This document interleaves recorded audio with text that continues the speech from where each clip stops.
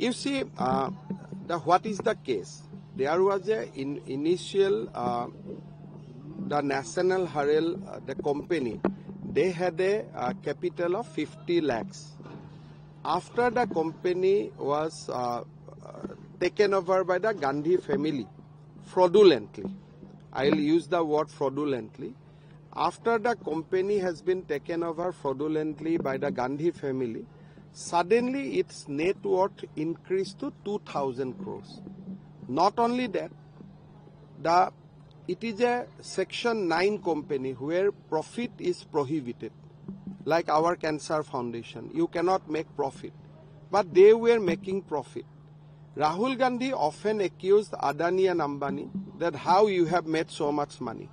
My question is, being a politician, being a member from a political family, where from you have earned that business tricks to convert 50 lakhs rupees to 2,000 crore?